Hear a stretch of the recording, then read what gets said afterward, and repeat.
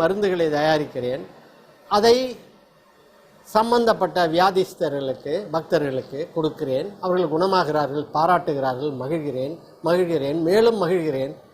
நான் மிக மகிழ்ச்சியாக இருந்தது அதிகமாகி இப்பொழுது நான் பெரிய பெருமைக்குரியவன் என்கின்ற ஒரு சிந்தனை இருக்கிறது எனக்கு.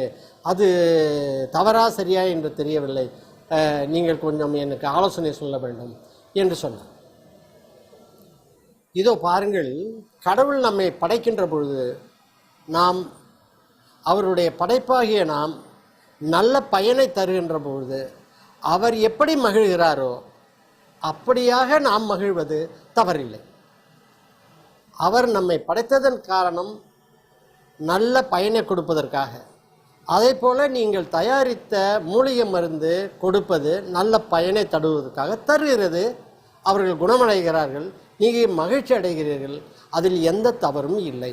நீங்கள் மகிழ்ச்சி அடையலாம். ஆனால் அந்த மகிழ்ச்சிக்கு ஒரு எல்லை வேண்டும்.